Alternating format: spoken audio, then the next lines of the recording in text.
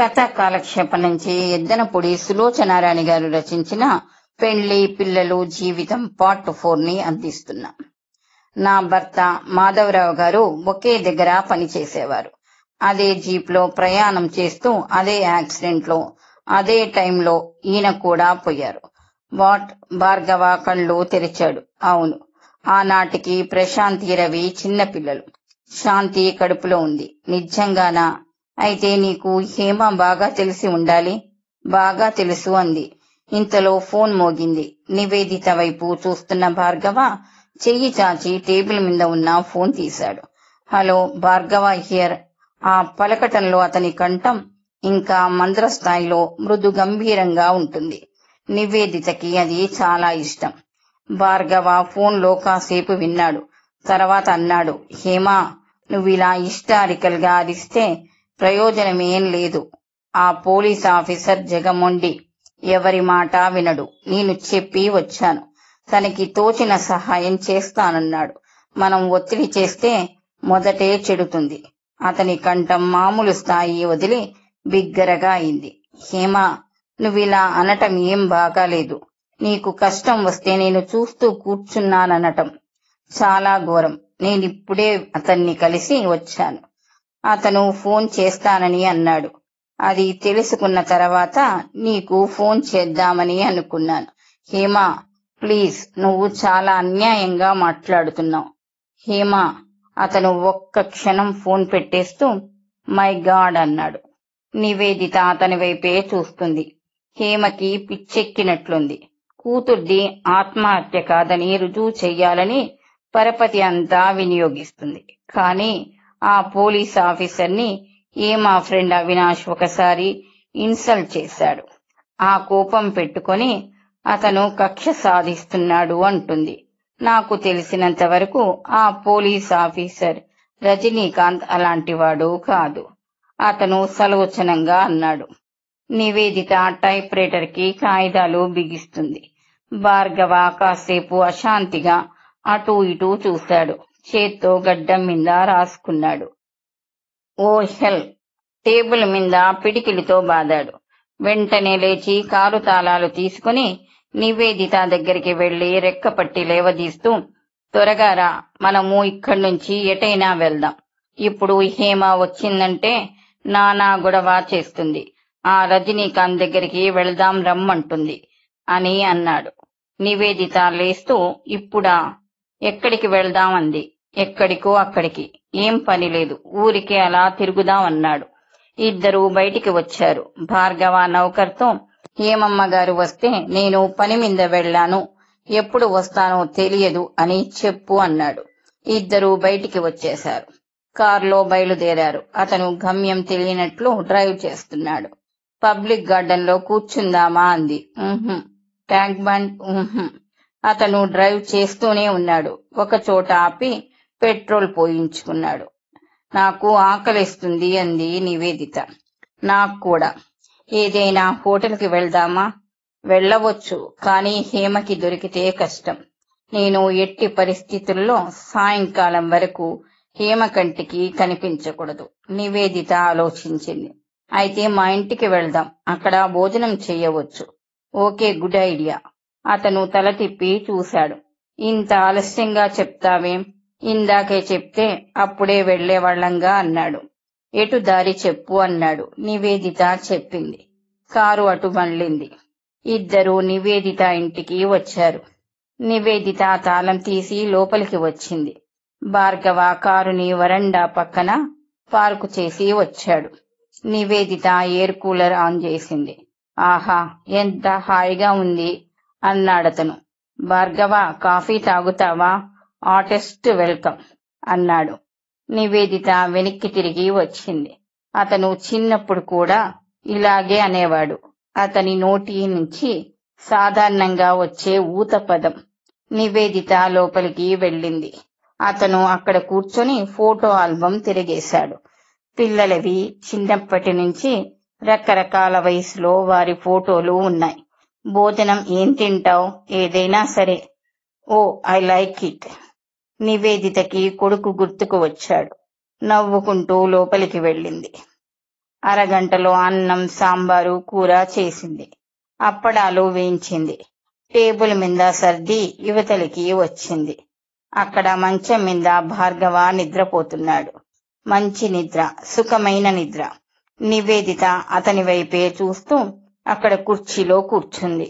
అతను అలా మంచం మీద పడుకుంటే మనసంతా ఎలాగో ఉంది. ఇంతలో కాలింగ్ బెల్ మోగింది. అతను ఉలిక్కిపాటుగా లేచాడు. నివేదిత వెళ్ళింది. Post man. శాంతి ముంబై నుంచి ఉత్తరం రాసింది. అక్కడే విప్పి చదివేసింది. భార్గవ కళ్ళు నులుపుకుంటూ, నిద్రపోయానా, సారీ, రాత్రంతా నిద్రలేదు అన్నాడు.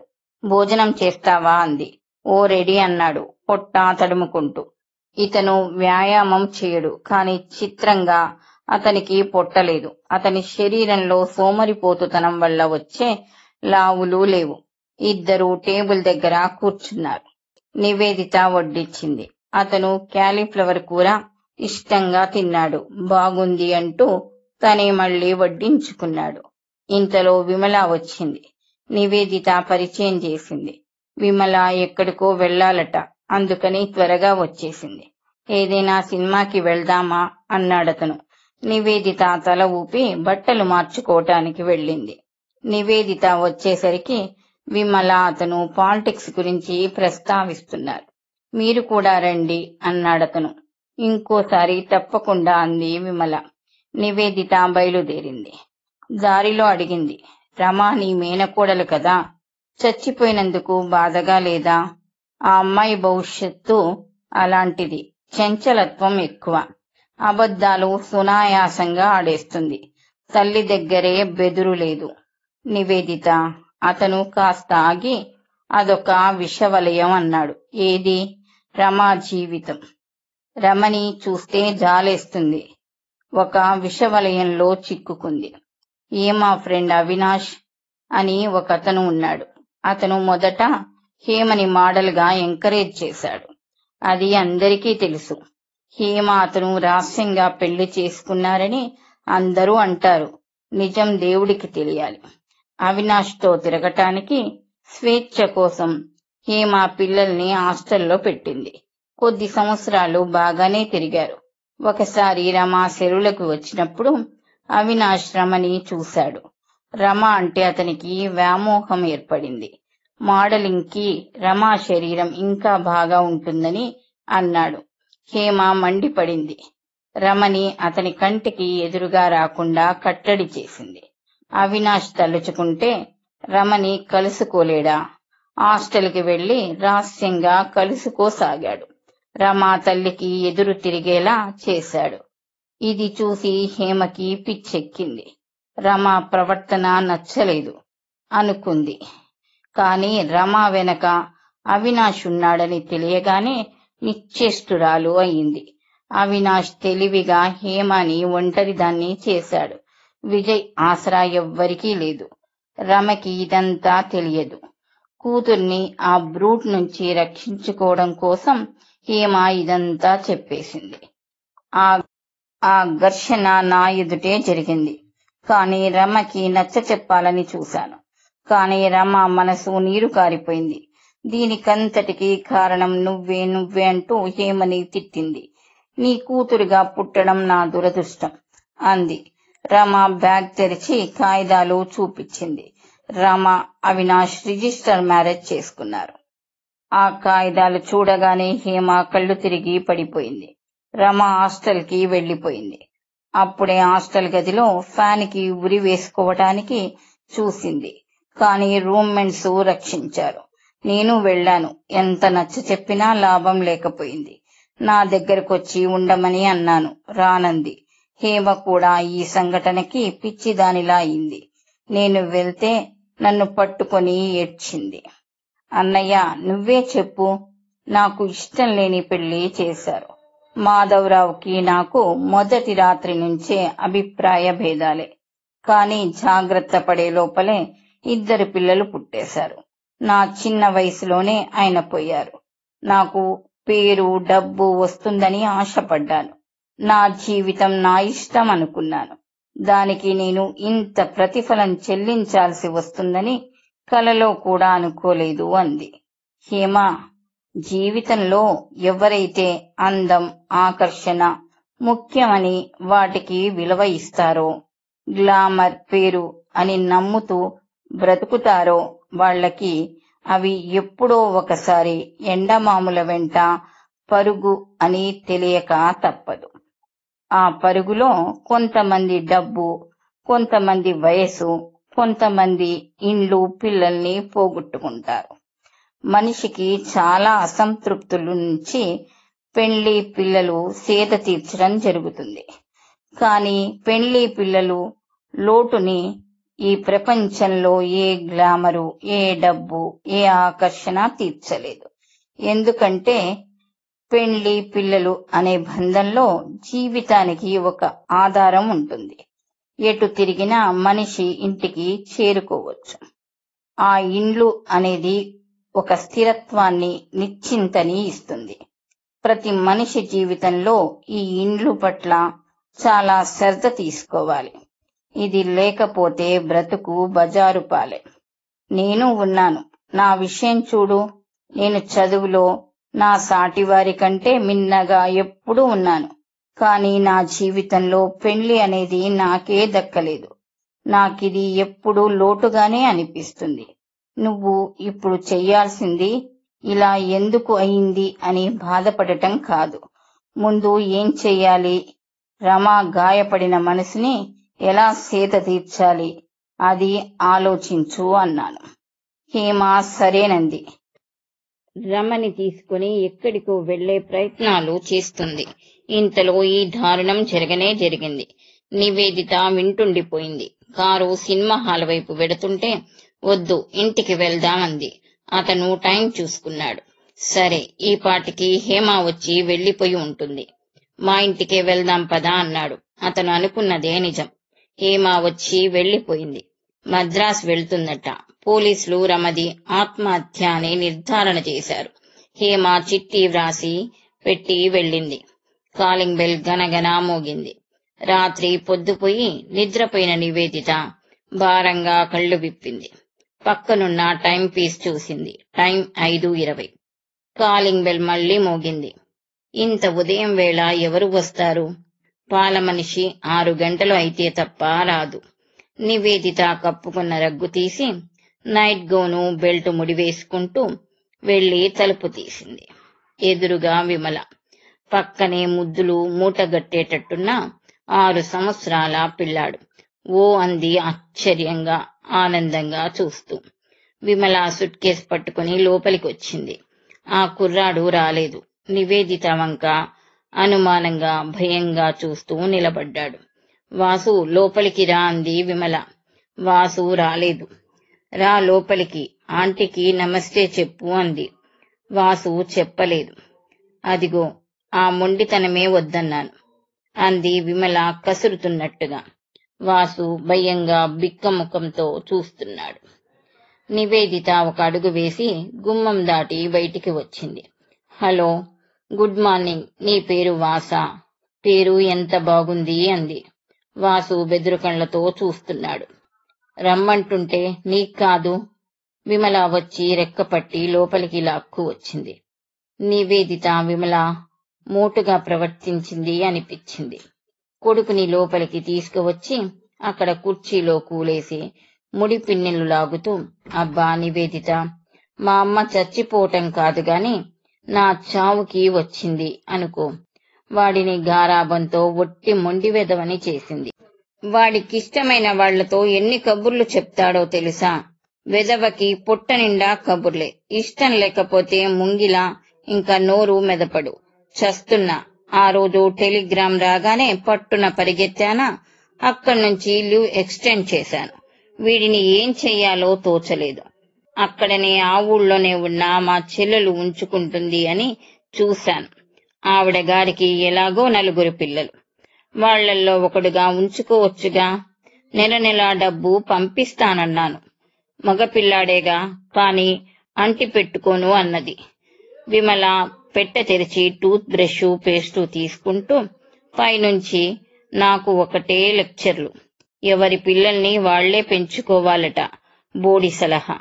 ఆ మాత్రం నాకు తెలియదా? నేను కూడా తనులాగానే మొగుడి మాటలకి టూడు బసవన్న అనాలి అంటుంది. వాళ్ళింట్లో 2 రోజులు ఉండేసరికి నాకు కంపరం పుట్టిందంటే నమ్ము. అది భార్య పేరుతో ఒక బానిస కంటే హీనమైన బ్రతుకు బ్రతుకుతుంది. ప్రతి దానికి మొగుడి పెత్తనమే. చివరికి అది కట్టుకునే చీరలు కూడా అతనికి నచ్చిన రంగులు, డిజైన్లే. అదేమిటంటే నేను బ్రతికేది ఆయన కోసమే కదా అంటుంది. చీచి, ఏం ఆడవాళ్లు బాబు. నా చెల్లెలు అని చెప్పుకోవడానికి సిగ్గుగా ఉంది. విమల మళ్ళీ చిన్న బ్రష్ తీసి దాని మీద పేస్ట్ వేసి వాసు చేతిలో పెట్టి, రా ముఖం కడుక్కుందువు గాని అని బాత్రూంలోకి వెళ్ళింది. వాసు తల్లి కుర్చీలో కూలవేసిన వెంటనే లేచి మంచం పక్కన తల వంచుకుని నిలబడ్డాడు. తల్లి పేస్ట్ వేసిన బ్రష్ చేతిలో పెట్టి ఆమె అటు వెళ్ళగానే అది క్రింద గిరాటు కొట్టి ముఖం ముడుచుకొని చూడసాగాడు. బాత్రూంలో విమల ముఖం కడుక్కుంటూ, నివేదిత, అక్కడికి ఈయనగారు ఏం చేశారు అంది. అలాగా అంది నివేదిత. ఈయనగారు అంటే విమల భర్త శంకర్రావు అని అర్థం. అతన్ని ఎప్పుడు ఈయనగారు, ఆయనగారు అంటూ ఉంటుంది. ఆ అనడంలో రవ్వంత హేళన, విదిలింపు వినిపిస్తూ ఉంటుంది. ఏమన్నాడు అంది నివేదిత పక్క సర్దుతూ. ఏముంది, మామూలు పాఠమే. నేను ఉద్యోగం మానేయాలంట. మా మరిది చేత, చెల్లెలి చేత కూడా నాకు హితవచనాలు చెప్పించాడు. ఇది వరకంటే మీ అమ్మ ఉంది, పిల్లాన్ని చూసింది, ఇప్పుడెవరు చూస్తారు అని నస మొదలు పెట్టారు. ఆ సంగతి మీకు అనవసరం అన్నాను. అంతగా నా మీద ప్రేమ ఉంటే మీ ఉద్యోగం ఇక్కడికి ట్రాన్స్ఫర్ చేయించుకోండి అన్నాను. ఏమన్నాడు మరి? ఏముంది, కథ మామూలే. నాతో చెప్పనైనా చెప్పకుండా రైలెక్కేశాడు. జన్మలో ఇంకా నా ముఖం చూడనని అన్నాడని మా చెల్లెలు చెప్పింది. చూడకపోతే భయం అనుకున్నాడేమో. విమల ముఖం తుడుచుకుంటూ బయటికి వచ్చింది. అక్కడ నిలబడిన వాసుని, అతను పారేసిన టూత్ పేస్టును మార్చి మార్చి చూసింది. ఏమిటా పని, ఎందుకలా పారేశావు అంటూ గదించింది. వాసు తలెత్తలేదు. ముందు అది తీస్తావా? వాసు కదలలేదు, మెదలలేదు. నీకే చెప్పేది, హెచ్చరించింది. వాసు కదలలేదు. వచ్చానంటే వీపు వాయిస్తాను. అయినా వాసు కదలలేదు. నోట్లో వేలు పెట్టుకుని కిందికి చూస్తున్నాడు. విమల దగ్గరికి వచ్చి వాడి వీపు మీద గట్టిగా ఫెడి ఫెడిమని 2 వాయిచ్చింది. ఒక్కసారిగా వాసు పెద్దగా ఏడుపు లంకించుకున్నాడు. వాడి వరుస చూస్తుంటే ఏ సాకుతో ఏడుద్దామా అని ఎదురు చూస్తున్నట్టుగా ఉంది. తీస్తావా లేదా? ఇంకోటి వెయ్యబోతుంటే నివేదిత వచ్చి చప్పున విమల చెయ్యి పట్టుకుని ఆపింది. నీకేమైనా పిచ్చా? ఏమిటలా కొడతావు? నాకు నిజంగానే పిచ్చి ఎక్కిస్తున్నాడు వీడు. చెప్పిన మాట విననే వినడు. నాకు అమ్మ కావాలి. నేను అమ్మ దగ్గరికి వెళ్తాను, మా అమ్మ దగ్గరికి వెళ్తాను. వాసు క్రింద పడి కాళ్ళు చేతులు తన్నుకుంటూ ఏడవసాగాడు. విమల దగ్గరికి వెళ్ళింది. వాసు విమల చేతి మీద గట్టిగా కొరికాడు. అబ్బా, వెర్రవ, కెవ్వున అరిచింది.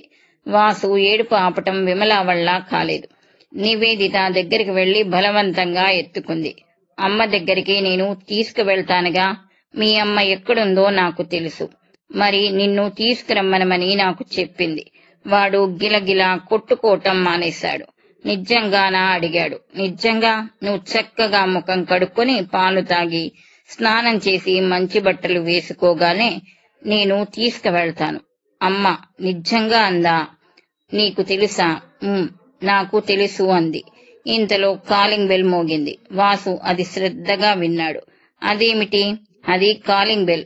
మనం లోపల ఉంటే ఎవరైనా వస్తే అది మోగిస్తారు. ఎవరు వచ్చారో చూద్దామా అంటూ వాసుని ఎత్తుకుని వెళ్లి తలుపు తీసింది. ఎదురుగా పాల కుర్రాడు నిలబడి ఉన్నాడు. పాల ప్యాకెట్ ఇస్తూ, ఈ బాబు ఎవరు అమ్మగారు అన్నాడు. విమలమ్మగారి కొడుకు. ఏమిటి, విమలమ్మగారికి కొడుకున్నాడా? ఆరికి అసలు పెళ్ళయిందా? ఆశ్చర్యం ఆపుకోలేక అనేశాడు. పాలతను వెళ్లిపోయాడు. అదేమిటి? ప్యాకెట్ చూస్తూ అడిగాడు వాసు. పాల గేదేది? లేదే, ఇక్కడ ఇలాగే తెస్తారు. కాలింగ్ బెల్ చూస్తావా? దగ్గరకు తీసుకెళ్లి వాసు చేతితో నొక్కిచ్చింది. వాసు ముఖంలోకి ఆసక్తి, ఆనందం వచ్చాయి. నివేదిత లోపలికి వచ్చింది. పాలు లోపలి పెట్టి వాసుకి పేస్ట్ ఇచ్చి బాత్రూంలోకి తీసుకువెళ్ళింది. వాసు బుద్ధిమంతుడిగా పళ్ళు తోముకున్నాడు. నివేదిత కూడా ముఖం కడుక్కొని వచ్చింది. నివేదిత వెంట వచ్చాడు వాసు. విమల డైనింగ్ టేబుల్ దగ్గర కూర్చుంది. నివేదిత వంటింట్లోకి వెళ్ళింది. ఫిల్టర్లో రాత్రి డికాషన్ వేస్తుంది. ఉదయం పాలు రాగానే ముఖం కడుక్కునే లోపల కాగితే కాఫీ తాగవచ్చు. నివేదిత వాసుకి పాలు గ్లాసులో పోసి ఇచ్చింది. నీకు మా అమ్మ బాగా తెలుసా? ఇది మీ ఇండ్లా? అవును. మా అమ్మ ఎక్కడికి వెళ్ళింది? గుడికి దేవుడి పూజ చేసి రావటానికి. నాకు చెప్పకుండా వెళ్ళిందే. అక్కడ చాలాసేపు పూజ చెయ్యాలి. నువ్వు ఎంతో సేపు ఉండలేవని నివేదిత కాఫీ తెచ్చి డైనింగ్ టేబుల్ దగ్గర కూర్చున్న విమల ముందు పెట్టింది. విమల, ఏమిటా పిచ్చితనం? ఎదురుగా ఉన్న నన్ను వదిలి వాడు మా అమ్మని అమ్మ అంటున్నాడు ఎందుకు? వాడి తప్పేముంది చెప్పు? వాడిని పసికందప్పుడే మీ అమ్మ దగ్గర వదిలేశావు. నువ్వు ఏడాదికో 6 నెలలకో ఒకసారి వెళ్లి బొమ్మలు బట్టలు ఇచ్చి నీ ప్రేమ చూపించి వచ్చేసేదానివి. వాడికి మీ అమ్మే అమ్మ అని తెలుసు. నువ్వు ఎవరో పరాయి దానివి అనుకుంటున్నాడు. మరి నీతో బాగానే మాట్లాడుతున్నాడుగా. దానికి కారణమేమిటి? నేను సహనంగా వాడు అడిగిన ప్రశ్నలకు జవాబులు చెప్పటమేగా. నువ్వు నోరు తెరవటం ఆలస్యం, కసురుకుంటున్నావు, చెయ్యి విదిలిస్తున్నావు. పిల్లాడు నీకు ఎలా చనువవుతాడు చెప్పు? నాకు విసుగు ఎక్కువే, కాదనను. అసలు నా జీవితం ఇలా అయిందేమిటి అని బాధగా ఉంది. ఇప్పుడు అనిపిస్తుందా నీకు? నా జీవితం ఎలా ఉంది నివేదిత? నువ్వు చేసుకున్నట్టే ఉంది. నువ్వు మీ ఆయనతో పట్టుదలకు పోకుండా పిల్లాడిని నీ దగ్గర ఎట్టి పెట్టుకుని ఉంటే కనీసం పిల్లాడి కోసమైనా ఆయన ఈ ఊరు ట్రాన్స్ఫర్ చేయించుకునేవాడేమో. పిల్లాడిని దూరంగా ఉంచిన నువ్వు ఆయనని లక్ష్య పెడతావా అని భయం కావచ్చు. నివేదిత, నువ్వు కూడా నన్నే అంటున్నావా? నివేదిత విమల భుజం మీద చెయ్యి ఆనిచ్చింది. విమల, నీకు ఎన్నోసార్లు చెప్పాను, నువ్వు మీ అయినా ఏ స్పర్ధలైనా పడండి, కానీ వాసు ఆ పసి హృదయానికి ఆసరా ఇవ్వవలసిన వయసులో మీరు ఇవ్వటం లేదు. వాసుకి ఇంకా 10 సంవత్సరాలు వచ్చాయనుకో, అప్పుడు మీ అండా వాడికి అవసరమే లేదు. అప్పుడు కావాలన్నా మీ దగ్గర ఉండడు. తల్లిదండ్రులకి పిల్లలకి జీవితాంతం అనుబంధం పెంచేది, అది పటిష్టం చేసేది ఈ 14 సంవత్సరాల వరకే. ఆ తర్వాత ఎడమైనా పర్వాలేదు. వారికి పరిస్థితులు అర్థం చేసుకునే ఊహ వస్తుంది. విమల, నువ్వు ఆవేశపడనంటే ఒక్క మాట చెప్తాను. నువ్వు మొన్నటి వరకు వాసుని దూరంగా మీ అమ్మ దగ్గర ఉంచి చేసిన తప్పు కంటే ఇప్పుడు ఎక్కువ తప్పు చేస్తున్నావు. నువ్వు హఠాత్తుగా వాడి బాధ్యత నీ మీద పడింది. ఇది ఎలా సమన్వయపరుచుకోవటమా అని తప్పిస్తున్నావే తప్ప ఆ చిన్నారి మనసు పడే తికమక అర్థం చేసుకోవటం లేదు. నిన్నటి వరకు మీ అమ్మ వాడిని అతి గారాభంగా పెంచింది. ఆవిడ హఠాత్తుగా పోయింది. ఆ వాతావరణము, ఆ మనుషులు మాయమయ్యారు. నీకు వాడి మీద మీ అమ్మ కంటే ఎక్కువ ప్రేమ ఉందని ఆ పసి మనసుకి అర్థం అవ్వటానికి టైం పట్టదా? నువ్వు చికాకు తగ్గించుకొని చాలా సహనంగా వ్యవహరించాలి. నాకు కుదరదు అంటే జరగదు. ఒకసారి తప్పు చేశావు, ఇప్పుడు ఇంకో అవకాశం వచ్చింది. ఇప్పుడు కూడా జారవిడ్చుకున్నావంటే వాడు నీకు ఇంకా జన్మలో దగ్గరవడు. విమల తలెత్తి నివేదిత వైపు చూస్తూ, ఏమిటో నివేదిత, నేను ఇంత ఆలోచించలేను. నాకు కోపం ఎక్కువ. తొందరపాటుగా ప్రవర్తించి ఆ తర్వాత గంటల తరబడి పశ్చాత్తాపపడతాను. ఒక్కొక్కసారి నాకు కూడా అనిపిస్తుంది వాసుని నేనే అర్థం చేసుకోవాలి అని. కానీ సహనం ఉండదు. గంట బ్రతిమిలాడే కంటే ఒక్క కసురుతో భయపెడితే త్వరగా పని అవుతుందని నా అంచనా. ఆఫీస్లో కూడా నాకు అదే బాగా అలవాటు. నీకు తెలుసుగా, ఆఫీస్లో అందరూ నేనంటే గడగడలాడుతారు. అది ఇంట్లో కుదరదు తల్లి. ఎంత గొప్పవాళ్లైనా పిల్లలకి నౌకర్లు మాత్రమే, మామూలు మనుషులే అన్న సూక్తి నువ్వు వినలేదా అంది నవ్వుతూ. విమల నిట్టూరుస్తూ లేచింది. థ్యాంక్ గాడ్, ఇంత క్రితం వాడి వరుస చూస్తే ఈ జన్మలో ఏడుపు మానుతాడని అనుకోలేదు. త్వరగా మానిపించావు. అంతేకాదు, పాలు కూడా తాగాడు. దూరంగా నివేదిత మంచం పక్కన ఉన్న టైం పీసుని పరీక్షిస్తున్న వాసుని చూస్తూ, ఒరేయ్ పడేస్తావురా అంది. నివేదిత విమల కాలు తొక్కింది. అదిగో అదే వద్దన్నాను. విమల నిస్సహాయంగా చూసింది. తర్వాత ఓ మర్చిపోయాను అని గొంతు మార్దవంగా పెట్టి, నాయనా వాసు, పడేస్తావమ్మా, అది ముట్టుకోకు అంది బతిమిలాడుతున్నట్టుగా. అలా దారికిరా అంది నివేదిత. 10 గంటలైంది. విమల వెళ్ళిపోయింది. నివేదిత వెళ్ళేటప్పుడు, నువ్వు వెళ్ళిపోతావు, వాడిని ఏం చెయ్యాలి అంది. ఆఫీస్కి వెళ్ళి మళ్ళీ సెలవు పెట్టిరా అంది నివేదిత. అమ్మో, లీవా? నా లీవ్ అంతా అయిపోయింది. ఇంకా లాస్ ఆఫ్ పే అవుతుంది. ఏం పర్వాలేదు. నువ్వు ఇప్పుడు డబ్బు కూడపెట్టి ఎవ్వరికీ జామీన్లు ఇవ్వనవసరం లేదు. మాట్లాడకుండా రా. నేను 11 గంటల వరకు ఉంటాను. నువ్వు వచ్చిన తర్వాత వీటిని అప్పచెప్పి వెళ్తాను అంది. విమల వెళ్ళింది. అక్క ఎక్కడికి వెళ్ళింది? వాసు అడిగాడు. వాడు విమలాని అక్క అని పిలుస్తాడు. మొదట్లో మురిపానికి ఊరుకున్నారు. ఇంకా అదే అలవాటు అయిపోయింది. విమలాకి ఆ పిలుపు పెద్ద అభ్యంతరం ఉన్నట్టు లేదు. పట్టించుకోలేదు. ఆ పిలుపులో ఏముందిలే అనేది. 20 రోజుల కిందట విమల తల్లి పోయిందని టెలిగ్రామ్ రాగానే వెళ్ళింది. అక్కడి నుంచి ఒక ఉత్తరం రాసింది. ఈ వాసుని ఏం చెయ్యాలో తోచటం లేదు అని బాధపడుతూ రాసింది. విమల వాసు విషయం ఒక సమస్యలా భావించటం నివేదితకి నచ్చలేదు. వాసు నివేదిత దగ్గర చెనువయ్యాడు. మీ అమ్మ దేవుడి దగ్గర పూజ చేయటానికి వెళ్ళింది. పూజ చేసేటప్పుడు ఎవరితో మాట్లాడదు కదా, నిన్ను అల్లరి చేయకుండా నా దగ్గర ఉండమంది అని నివేదిత చెప్పిన మాటలు వాసు శ్రద్ధగా విన్నాడు. తర్వాత చిత్రంగా వాడి అల్లరి తగ్గిపోయింది. రోజు అమ్మ ఎప్పుడు వస్తుంది అని మాత్రం అడిగేవాడు. ఒక పని పిల్లని మాట్లాడారు. నివేదిత విమల ఇంట్లో లేనప్పుడు ఆ పిల్ల వాసుని చూస్తుంది. విమల ఎంత ప్రయత్నించినా వాసు దగ్గర అవ్వటం లేదు. విమలకి మొదట్లో ఇంటికి రాగానే ఇంట్లో వాడు ఉన్నాడని గుర్తు ఉండేది కాదు. ఏ ముఖమో కడుక్కుంటున్నప్పుడు వాడి మాట వినిపించేది. కన్నవారికి వారి పిల్లలే సొంతం. నాలాంటి బ్రహ్మచారులకి దేశంలో పిల్లలందరూ నా వాళ్లే అనేవాడు భార్గవ. ఆ రోజున భార్గవ, నివేదిత ఇద్దరూ వాసుని వెంట తీసుకుని షికారు వెళ్లి అప్పుడే తిరిగి వచ్చారు. వాకిట్లో ఎవరో కూర్చొని ఉన్నారు. చీకట్లో వరండాలో కూర్చొని ఉన్న వ్యక్తి సరిగ్గా కనిపించలేదు నివేదితకి. ఎవరు అంటూ లైటు వేసింది. శంకరం లేచి నిలబడ్డాడు. మీరా, ఎప్పుడు వచ్చారు అంది నివేదిత. అతను లేచి నమస్కరించాడు. నివేదిత భార్గవ్ వైపు తిరిగి, భార్గవ, ఇతను విమల భర్త శంకరం అని పరిచయం చేసింది. పరిచయ వాక్యాలు, పరస్పర నమస్కారాలు పూర్తయిన తర్వాత శంకరం భార్గవ ఎత్తుకొని ఉన్న వాసు వైపు చేతులు చాచాడు. వాసు రాలేదు. ముఖం తిప్పుకొని భార్గవ మెడ కౌగలించుకున్నాడు. శంకరం ముఖం చిన్నబోయింది. నవ్వు తెచ్చిపెట్టుకుంటూ, చూశారా, మీ స్నేహితురాలి నిర్వాకం. కన్నబిడ్డ సొంత తండ్రిని గుర్తుపట్టని స్థితి. నేను చాలా దురదృష్టవంతుణ్ణి అన్నాడు. లోపలికి రండి అంది నివేదిత తలుపు తీస్తూ. ముగ్గురు లోపలికి వచ్చారు. కొద్దిసేపు కూర్చొని కబుర్లు చెప్పిన తర్వాత భార్గవ వెళ్తానని లేచాడు. నేను కూడా వెళ్తానండి అంటూ శంకరం లేచాడు. అదేమిటి వెళ్తా అంటారు?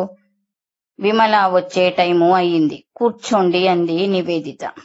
అలా అనకండి. మీరు వచ్చి వెళ్లిపోయారని తెలిస్తే తను చాలా బాధపడుతుంది. బాధ? ఎవరి సంగతి చెప్తున్నారు మీరు? విమల సంగతి. విమలకి బాధ కూడానా? ఒకరిని బాధ పెట్టడం తప్ప ఆవిడ కారికి బాధపడటం తెలుసా? నేను కొత్త విషయం వింటున్నాను. అతని వ్యంగ్యం నివేదిత ఖండించలేదు, కోపగించుకోలేదు.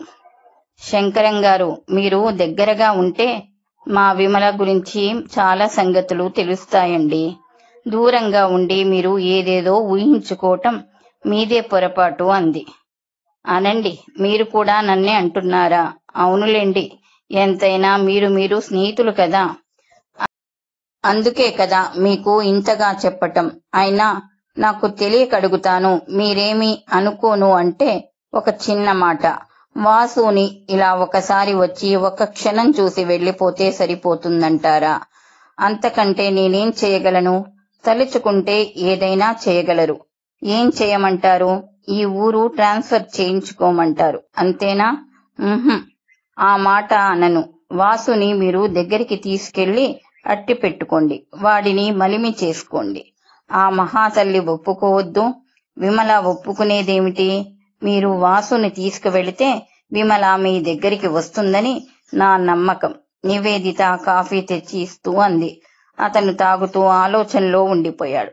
ఇంతలో విమల రానే వచ్చింది. ఇంట్లో అడుగు పెట్టగానే వాసు ఎదురెళ్లి రహస్యంగా, అక్క, కొత్తంకులు వచ్చాడు అని చెప్పాడు. కొత్తంకుల? ఎవరు? నివేదిత ఎవరో వచ్చారట అంటూ లోపలికి వస్తూ అక్కడ శంకరాన్ని చూసిన విమల హఠాత్తుగా ఆగిపోయింది. ముఖంలో ప్రసన్నత ఎగిరిపోయింది. బద్ధ శత్రువుని చూసిన విరోధిలా ముఖం మార్చుకుని తన గదిలోకి వెళ్లిపోయింది. శంకరం 10 నిమిషాలు కూర్చున్నాడు. విమల బయటికి రాలేదు. నివేదిత బ్యాగ్ తీసుకొని, ఇది మా పక్కింటి వారిది, తెచ్చి 2 రోజులయ్యింది, ఇచ్చి ఇప్పుడే వస్తాను అని మెల్లగా అక్కడి నుంచి వెళ్లిపోయింది. ఆంటీ, నేను వస్తాను అంటూ వాసు వెంట వచ్చాడు. నువ్వు ఉండమ్మా, నేను ఇప్పుడే వస్తానుగా అంది. నేను వస్తాను అంటూ వచ్చేశాడు. నివేదిత కాదనలేకపోయింది. వాసుని ఎత్తుకుని వెళ్ళింది. 15 గంట తర్వాత పక్కింటి మామీతో కబుర్లు చెప్తున్న నివేదితకి తన ఇంట్లోంచి కేకలు వినిపించసాగినాయి. మామి కిటికీలోంచి ఇంటివైపు చూస్తూ, మీ ఇంట్లో ఏమిటా కేకలు? అరుస్తున్నారేమిటి? ఎవరు? అంది ఆరాగా. విమల కోసం ఎవరో వచ్చారు. ఏమైందో, నేను వస్తాను అంటూ గబగబా వాసుని ఎత్తుకుని వచ్చేసింది. నివేదిత వచ్చేసరికి శంకరం, విమల ఇద్దరూ పెద్దగా అరుచుకుంటున్నారు. నేను వాసుని తీసుకుని వెళ్తాను, ఎవరు అడ్డం వస్తారో చూస్తాను అంటున్నాడతను. ఎలా తీసుకువెళ్తావో చూస్తాను, కాళ్ళిరగ్గొడతాను అంటుంది విమల. నీ పొగురు ఏమాత్రమూ తగ్గలేదు. నేను బ్రతికి ఉండగా తగ్గదు. నీ కాళ్ల దగ్గరికి వస్తానని, కుక్కలా ఉంటానని అనుకోకు. నేను చస్తే గాని నీకు తెలిసి రాదసలు. ఇప్పుడు బ్రతికి ఉండి సుఖము దోసిళ్లతో నాకు తాగిస్తున్నావుగా, వెటకారంగా అంది విమల. సుఖపడే సుడి మొహాన ఉండొద్దు. నా సుడి సంగతి నువ్వే చెప్పాలా? నీ గతి ఆలోచించుకో. పెళ్ళాం ఉండి లేని వెదవల. ఏమిటే వాగావ్? ఈడ్చి కొట్టాడు. విమల తిరిగి ఫెడేల్న అతని చెంప మీద కొట్టింది. అతను బిత్తరపోయాడు. వెంటనే కలబడినట్టుగా విమల మీద పడ్డాడు. నివేదిత వచ్చేసరికి ఇద్దరూ పెనుగులాడుతున్నారు. నివేదిత పరుగున వచ్చి ఇద్దరిని విడదీసింది. చీచి విమల, ఇదేమిటి? శంకరం గారు, ఇదేమైనా బాగుందా అంది. ఇద్దరూ ఆవేశంతో బుసలు కొడుతున్నారు.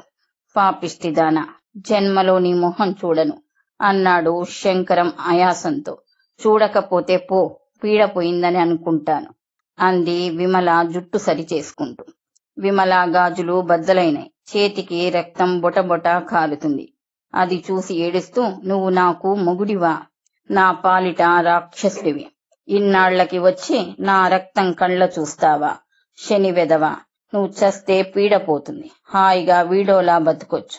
విమల, ఏమిటా మాటలు? నివేదిత అరిచింది. నివేదిత గారు, చూశారా? ఆ మాటలు విన్నారా? అసలు నేను ఈ ఊరు ఎందుకు వచ్చానో తెలుసా? ఇక్కడికి ట్రాన్స్ఫర్ చేయమని అడగటానికి, మా హెడ్ ఆఫీస్ లో ప్రయత్నం చేయటానికి వచ్చాను. ఇలాంటి దానికోసం నేనెందుకు రావాలి? అసలు చెప్పండి. ఇది పెళ్ళాం కాదండి బాబు, బ్రహ్మ రాక్షసి. అసలు మా గ్రహాలు కలవలేదని మా మామయ్య చెప్పాడండి. ఎందుకు చెప్పడు? అలా చెప్పి విడదీస్తే ఆయన కూతుర్నిచ్చి నీకు 2వ పెళ్లి చెయ్యొచ్చు. నత్తి వెదవ, వాడు ఒక మామయ్యే. చూశారా, మా మామయ్యకి కాస్త నత్తి, అంత మాత్రాన నత్తి వెదవ అనాలా? పెద్ద చిన్న లేకుండా అసలు ప్రతి వాడిని పట్టుకొని అలా వెదవ, కుంక అంటుందేమిటండి? ఆ మనిషి, ఆ తత్వం చూశారా? శంకరం గారు, మీరు కూడా ఆవేశపడ్డారా? నన్నేం చేయమంటారండి? గుక్కెడ విషం పుచ్చుకొని ప్రాణం తీసుకోవటం చేత కానివాడిని. నిజంగా వెధవనేనండి నేను. అబ్బా శంకరం గారు, మీరిలా కూర్చోండి. కూర్చోవటమా? ఒక్క క్షణం కూడా కూర్చోను. నేను వెళ్తున్నాను. శంకరం అంగలేసుకుంటూ వెళ్ళిపోయాడు. ఈ పోట్లాట జరుగుతున్నంతసేపు వాసు నివేదిత గుండెలకి కరుచుకుపోయి గుండెల్లో ముఖం దాచేసుకున్నాడు. మధ్య మధ్యలో భయంగా తల తిప్పి చూస్తున్నాడు. శంకరం వెళ్ళిపోయాడు. నివేదిత విమల దగ్గరికి వచ్చి చాలా కోపంగా, విమల నీకు బుద్ధి లేదు అంది. చేతికి కారుతున్న రక్తానికి పూడరద్దుకుంటున్న విమల ఏడుస్తూ, నువ్వు కూడా నన్నే తిడుతున్నావా? తిట్టు, నేను మొండి తేలిపోయాను. ఎవరు ఎన్ని తిట్లు తిట్టినా నాకేం బాధ లేదులే అంది. శంకరానికి వాసుని తీసుకువెళ్లమని నేను చెప్పాను తెలుసా? నువ్వా? ఆశ్చర్యంగా అంది. అవును, వాసుని తీసుకువెళితే నువ్వు వస్తావని చెప్పాను. అలా అంటే ముందు వాడిని మలిమి చేసుకుంటాడని ఆశపడ్డాను. వాసుని అతనెందుకు మలిమి చేసుకోవాలి? విమల, శంకరానికి నీ పట్ల ఇష్టం ఉంది. లేదని నువ్వు అంటే నేను ఒప్పుకోను. అతనికి కొన్ని ఛాందస్తాలు ఉన్నాయి. వాసు క్షేమం తెలియచేయమని నాకు ఉత్తరం రాసినప్పుడు చూచాయగా అడగనట్లుగా నీ విషయాలు అడుగుతాడు. అది నేనేం వెలగపెడుతున్నానో తెలుసుకోవాలని ఆరా కావచ్చుగా. కాదు, చలికాలం తనని స్వెటర్ కొనుక్కోమని చెప్పండి. ఆ మొండి మనిషికి ఆరోగ్యం చూసుకోవాలని కూడా తెలియదు. ఉద్యోగం ఉంటే చాలు, ఇంకేం అవసరం లేదు అని వ్రాశాడు. తనకి ప్రథమ స్థానం నువ్వు ఇవ్వటం లేదని అతని బాధ. అతని దగ్గరే ఉండి నువ్వు ఉద్యోగం చేస్తానంటే అతనేం కాదనను అని వ్రాశాడు. నివేదిత, అలాంటి వేషాలు నటనలు నాకు గిట్టవు రావు. నాకు ఏది ముఖ్యమో నేను అది కుండ పగలగొట్టినట్టు చెప్తాను. అందరి ఆడవాళ్లలా భర్త పక్కన చేరి నువ్వంటే నాకు ప్రాణం, నిన్ను విడిచి ఉండలేను అని నటిస్తూ నాకిది కావాలి అది కావాలి అని అడిగే ఆడదాన్ని కాను. నాకు ఆ సంబంధం భార్యాభర్తల సంబంధంగా కనిపించదు. విటుడు వైశ్యులకు అన్నీ ఇస్తారు. భార్యాభర్తల మధ్య అవసరం కంటే అనుబంధం ఎక్కువ ఉండాలి. నేను ఉద్యోగం చేస్తానంటే అది నా ఇష్టంగా అయినా గౌరవించాలి కానీ హేళన ఏమిటి? నేను వెక్కిరించలేనా? అసలు మా ఇద్దరికీ పడదు, అది భయం. వాసుని ఏ హాస్టల్లోనూ పడేస్తాను. నాకేం, నా ఉద్యోగం నాకు ఉండనే ఉంది. అహంకారమే నిన్ను ఈ పతనానికి తెచ్చింది. ఉద్యోగం ఉండవచ్చు, తప్పు కాదు, కానీ జీవితంలో అదే సర్వస్వం అనుకుంటే ఎలా? అన్నం పెట్టే ఆధారాన్ని అనుకుంటే తప్ప. ఆ తర్కమే మానమంటాను. ఈ ప్రపంచంలో డబ్బు సంపాదించగలిగిన ప్రతి వాళ్ళు అలాగే అనుకుంటే ఇంకా కుటుంబాలు అనేవి ఉంటాయా? ఇలాంటి వెధవ రకాలని పెట్టుకొని కుటుంబాలు అంటూ నటించే కంటే ఇలా ఒంటరిగా ఉండటమే మంచిది. అదిగో నీ నోటి నుంచి ఆ వెధవ అనే పదము వదులుకోవాలి నువ్వు. వదులుకోను, అస్సలు వదులుకోను. నా నోటి నుంచి అది తరచుగా వచ్చే ఊత పదం. ఆ మాత్రం అర్థం చేసుకునే వాళ్ళు నా వాళ్ళెలా అవుతారు? విమల, ఇలా కూర్చో. వాసుని చూసి మాట్లాడు. నీకవసరం ఉన్నా లేకపోయినా వీడికి ఒక ఇండ్లు అనేది ఉండాలి. అది వీడిని కన్న తల్లిగా నీ బాధ్యత. అవునా కాదా? నేను ఇది ఆలోచిస్తూనే ఉన్నాను. ఇన్నాళ్ళు నేను వాసుకి దూరంగా ఉండి పొరపాటే చేశాను. వాడు నా దగ్గరే ఉంటే అందరూ తండ్రి ఎక్కడా అని అడుగుతారేమోనని భయపడ్డాను. నేను పిరికి దానిలా ప్రవర్తించాను. వాసుని పెట్టుకుని నా ధర్మం నేను నెరవేరుస్తాను. విమలకి ఏడుపు వచ్చేసింది. మీరంతా నన్ను మొండిదాన్ని అంటారు. నేను లోపల ఎంత బాధపడుతున్నానో మీకేం తెలుసు? ఏం, నాకు మాత్రం మీ అందరిలా ఇండ్లు సంసారం ఉండాలని ఉండదా? నేను ఉద్యోగం చేస్తే ఆర్థికంగా ఎవరి మీద ఆధారపడనవసరం లేదని నమ్మకం. ఆ నమ్మకమే గౌరవిస్తే వాళ్ళు నాకు హితులు, లేకపోతే లేదు. విమల, ఉద్యోగం మీద నీకు ఎందుకింత నమ్మకం? అది డబ్బు పరంగా, డబ్బు కోసం కాదని నాకు తెలుసు అంది నివేదిత. ఏమో, నాకు తెలియదు. డబ్బు కోసం కాదు, అది నాకు తెలుసు. డబ్బు కోసమే అయితే శంకరానికి ఉన్నది చాలు, చాలా సుఖంగానే ఉండవచ్చు. విమల సలోచనగా అంది. ఏమో నివేదిత, నేను ఇది ఎప్పుడూ ఆలోచించలేదు. అవును, నాకు ఎందుకింత పట్టుదల? విమల సలోచనగా ఆగింది. బహుశా నా చిన్నప్పుడు జరిగిన సంఘటన నాకు తెలియకుండానే నా మనసులో ఈ పట్టుదలకి పునాది వేసి ఉంటుంది. మా పిన్ని కూతురు పద్మ అని ఒక అమ్మాయి ఉండేది. ఆ అమ్మాయికి ఘనంగానే కట్న కానుకలిచ్చి పెళ్లి చేశారు. కానీ అత్తవారు భర్త చాలా బాధలు పెట్టారు. భర్త ఉద్యోగం చేసేవాడు. ఒకసారి వాళ్ళ ఇంటికి వెళ్ళాను అమ్మతో. పద్మక్క తన బాధలు చెప్పుకుని ఏడ్చింది. భర్త సరిగ్గా చూడడంట. అత్తవారి సాధింపులు. ఆడపిల్లలు చదువుకోవాలి పిన్ని, విమలను బాగా చదివించు అంది. తర్వాత కొన్నాళ్లకి పద్మక్క భర్త చనిపోయాడు. పుట్టింటికి వచ్చింది. అతి దీనంగా ఉండేది. ఎప్పుడు చూసినా ఏదో చెయ్యాల్సిందే. ఒకరోజు అమ్మ ఏదో పని మీద పంపిస్తే వెళ్ళాను. జ్వరం మండిపోతుంది. అయినా కూర్చొని ఏదో విసురుతుంది. పండుకోకపోయావా అక్క అంటే, జ్వరం వస్తే పండుకునే అదృష్టం నాకు లేదే అమ్మా, ఈ ఇంట్లో కూలీ మనిషిని నేను అంది.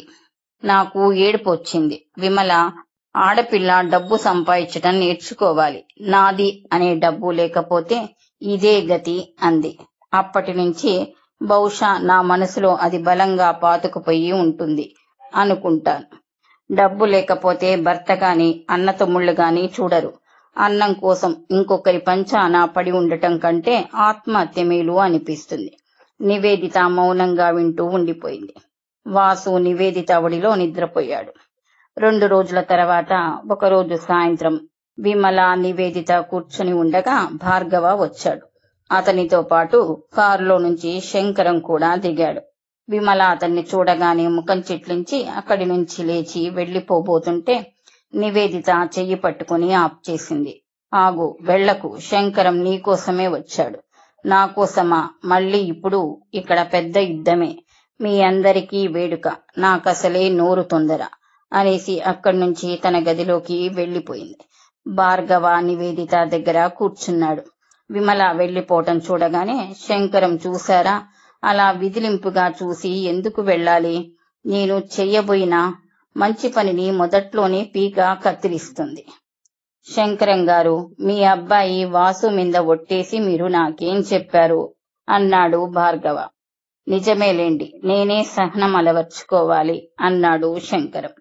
నివేదిత, నేను కళాభవన్లో పెయింటింగ్ ఎగ్జిబిషన్ చూడటానికి వెళుతున్నాను, వస్తావా అడిగాడు భార్గవ. షూర్ అంటూ బయలుదేరింది నివేదిత. దారిలో నివేదిత, నువ్వు నన్ను ఆ చుట్టుపక్కల ఉండవద్దని తీసుకువచ్చావు. వాళ్ళిద్దరూ కొట్టుకుంటారేమో, ఒకరి పీక ఒకరు పట్టుకుని నులుపుకుంటారేమో అంది భయంగా. నీకా సందేహం ఏమీ అవసరం లేదు. నేను శంకరానికి బాగానే నచ్చచెప్పాను. విమల మనసులో వాళ్ల పెద్దక్క జీవితం పెట్టిన భయం గురించి చెప్పాను. అతనికి కూడా విమల బలహీనత అర్థమైంది. ఇది తెలిస్తే నేను ఆనాడే నా పద్ధతి మార్చుకునేవాడినండి. అనవసరంగా మేము ఇద్దరము బాధపడ్డాం. మా వాసుని తిప్పలు పెట్టాం అన్నాడు. విమల ఏం మాట్లాడినా ఎలా ప్రవర్తించినా కొద్ది రోజులు తను ఏమీ అనను అని సహనంగా ప్రవర్తిస్తానని వాసు మీద ఒట్టు వేసి చెప్పాడు. నేను బాగానే గమనించానుగా, అతను ఎంత కోపిష్టివాడో అంత నిజాయితీపరుడు, మాటకి కట్టుబడే మనిషి అన్నాడు. పోని ఇప్పటికైనా వాళ్ల సంసారం చిక్కబడితే చాలు అంది నివేదిత నిట్టూరుస్తూ. విమల తల్లిపోవడంతో సమస్య ఎదురైంది అనుకుంది. కాని ఉన్న సమస్య తీరిపోయింది. శంకరం చెప్పాడు. విమల శంకరం పోట్లాడుకుంటుంటే విమల తల్లి నచ్చ చెప్పడం పోయి కూతుర్ని వెనకేసుకు వచ్చేదట. దాంతో విమలకి తను తప్పు చేస్తున్నాననే భావన రాలేదు అన్నాడు. శంకరం నివేదితకి చెప్పాడు. నివేదిత గారు, నేను ఈ ఊరు ట్రాన్స్ఫర్ చేయించుకుంటున్నా. అంతవరకు సెలవు పెట్టేశా. విమల తీసుకున్న ఇంట్లో ఉంటాం. నేను విమలని తీసుకువెళ్తున్నాను అన్నాడు. విమల నివేదిత దగ్గరికి వచ్చి చెయ్యి పట్టుకుంది. నివేదిత, నా జీవితంలో ఎన్నడూ జరగనిది జరిగింది. ఆయన నన్ను కోప్పడలేదు, బ్రతిమిలాడాడు. నేను వస్తానని అనగానే నన్ను పట్టుకుని ఏడ్చేశారు. ఆయనకి నేనంటే ఇష్టం ఉందని ఇప్పుడే తెలిసింది సుమా అంది. మీ ఇద్దరు మీ వాసుకి కృతజ్ఞతలు చెప్పుకోండి విమల అంది నివేదిత. వస్తాం నివేదిత గారు, మీకు నా కృతజ్ఞతలు. బాగుంది, నేనేం చేశాను అంది. మాటల్లో చెప్పలేను కాని చాలా చేశారు. అందుకే అన్నారు సజ్జన సాంగత్యం కావాలని. జీవితంలో ఎప్పుడైనా మనం తప్పుదోవ వెళితే మనల్ని సరైన మార్గానికి పెట్టాల్సింది మిత్రులే కదండి. మీలాంటి స్నేహితురాల్ని పొందిన విమల అదృష్టవంతురాలు, నేను కూడా అన్నాడు. అతను కోపం లేకుండా అలా మాట్లాడుతుంటే విమలకి చూడముచ్చటగా అనిపించింది. నేనేదైనా పని మీద వెళితే విమల మళ్ళీ మీ దగ్గరికి వస్తుంది సుమా అన్నాడు. తప్పకుండా అంది. నివేదిత, నువ్వొక్కదానివైపోతావని బాధగా ఉంది అంది విమల. ఏం బాధపడవద్దు. సరస్వతి నిన్ననే అడిగింది, నా దగ్గరికి పేయింగ్ గెస్ట్ గా వస్తుందంట అంది నివేదిత చిరునవ్వుతో. వస్తుందిగా, అమ్మయ్య అంది నిశ్చింతగా. ఆంటీ టాటా టాటా అన్నాడు వాసు. వాడు ఈ మధ్యనే విమలని అమ్మి అని, నివేదితని ఆంటీ అని పిలవడం అలవాటు చేసుకున్నాడు. నివేదిత నేర్పింది. వాడికి విమల అంటే చాలా ఇష్టం. ముగ్గురు వెళ్తుంటే నివేదిత ఆనందంగా చూడసాగింది. తర్వాయి భాగం వచ్చే వీడియోలో.